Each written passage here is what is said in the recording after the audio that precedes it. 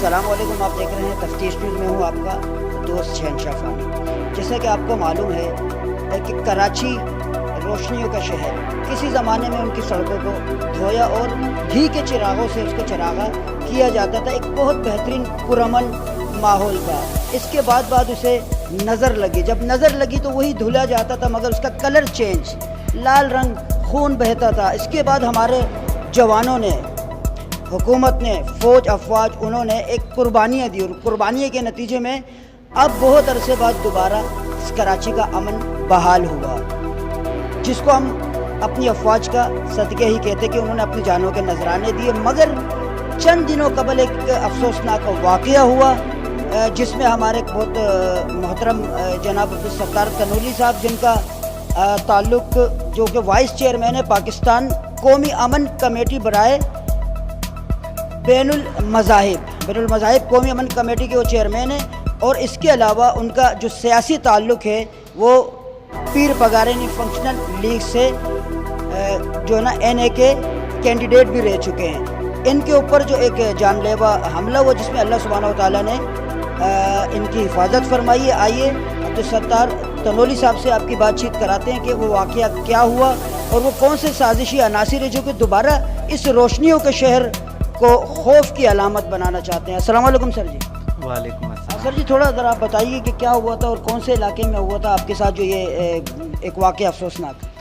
یہ Orangi town 10 number کا علاقہ ہے اور یہاں فرنیچر مارکیٹ کا جہاں منگل بازار بھی لگتا ہے اس ایریا کے اندر یہ ہوا تھا معاملہ۔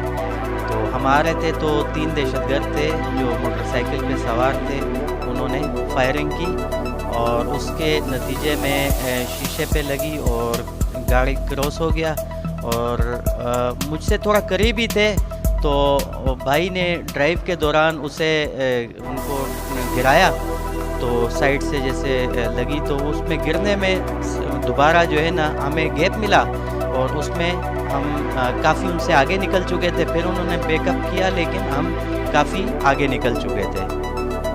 اچھا، تو یعنی آپ کے تمام لوگ محفوظ رہے؟ جی اللہ کا کرم تھا اور یہ تمام لوگوں کی اور دوستوں کی دعاؤں کے طفیل اللہ نے جو ہے محفوظ رکھا۔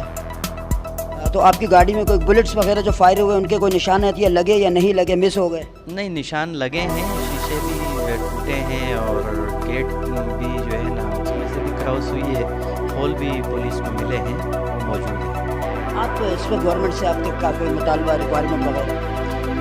گورنمنٹ آف پاکستان سے اور گورنمنٹ آف سندھ اور IG سندھ سے میری یہ درخواست ہے کہ جس طرح سے کافی حد تک کے کراچی کے حالات اور جو معاملات تھے ٹھیک ہو چکے تھے، لیکن اس ٹائم دوبارہ اسی طرح سے پچھلے جو ادوار ہیں ان کی طرح دوبارہ معاملات خراب ہو رہے ہیں، حالات کشیدگی کی طرف جا رہے ہیں۔ تو انہیں جو آپریشن، جو معاملات انہوں نے پہلے کیے تمام سیکیورٹی اداروں نے، تو انہیں دوبارہ سے ایک لائے عمل بنا کر اور یہ جو دہشت گرد عناصر ہیں اور جو ملک دشمن عناصر ہیں ان کے خلاف بہت تیز آپریشن کرنے کی ضرورت ہے۔ اچھا، یعنی آپ یہ چاہتے ہیں کہ دوبارہ جو ہے نا جیسے ہمارے رینجرز وغیرہ ان کو اختیارات دیے جائے تاکہ وہ اگر کوئی تھوڑا بہت یہاں پہ جھول پیدا ہو رہا ہے تو اسے پورا کریں؟ جی بالکل، یہ تو بہت لازم ہے کیونکہ ابھی تک کے جو آثار اور جو حالات نظر آ رہے ہیں، روزانہ کوئی ڈکیتی، کوئی مرڈر، کوئی ٹارگیٹ یہ ہو رہے ہیں، بھلے پہلے سے بہت کم ہے اس کی تعداد، لیکن پھر بھی اس کی جو ختم ہونے کا وہ ابھی تک ختم نہیں ہوا۔ اور ظاہر ہے ہم قومی امن کمیٹی برائے بین المذاہب ہمانگی حکومت پاکستان کی ذمہ داری نبھاتے ہوئے، اور میں سابقہ امیدوار قومی اسمبلی کا بھی رہا ہوں، تو لوگوں سے میں نے جو وعدے کیے اور جو اس ٹائم پہ میں لوگوں کے درمیان گیا تو واپسی آ کے میں بیٹھا نہیں، اور مجھے الیکشن کے بعد سے ہی دوبارہ لوگوں کے درمیان میں آ کے اور میں نے ان کے لیے جتنی بھی جدوجہد اور خدمت کی کوششیں ہیں وہ میں کر رہا ہوں، اور منشیات کے خلاف، جو غیر قانونی بازار لگتے ہیں ان کے خلاف، اور جو بتہ مافیا ہے، قبضہ مافیا ہے، ان کے خلاف میں بات کرتا ہوں، اور پاکستان افواج جو ہیں ان کے حق میں بات کرتا ہوں، پاکستان رینجرز کے لیے میں بات کرتا ہوں، ان سے ہم آہنگی ان سے جو لوگوں کے آپس میں جو تعلق ہے اس کو مضبوط کرنے کی بات کرتا ہوں، جو کہ میں اس سے انشاءاللہ یہ بھلے جتنے حملے کر لیں لیکن اس کے باوجود بھی میں نے باز نہیں آنا. اور یہ اگر سمجھتے ہیں کہ یہ ایسے بزدلانہ کاروائیاں کر کے مجھے جھکا لیں گے یا میرے حوصلے پست کریں گے تو یہ ان کی خام خیالی ہوگی. اور میں ایک عبدالستار تنولی نہیں، یہاں پر انشاءاللہ بہت بڑا ایک ہمارا قافلہ تیار ہو چکا ہے اور مزید بھی تیار ہو رہا ہے.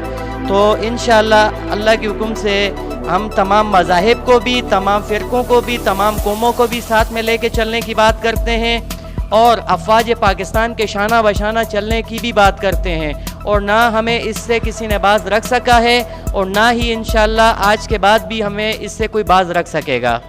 بہت شکریہ. یہ ہمارے عبدالستار تنولی صاحب تھے. نہ صرف یہ سیاسی مذہبی بلکہ ایک سماجی رہنما بھی ہے. تو گورنمنٹ کو چاہیے کہ ان جیسے جتنے بھی سماجی لوگ ہیں ان کی حفاظت ان پر لازم بنتی ہے. السلام علیکم. تفتیش نیوز شہنشاہ.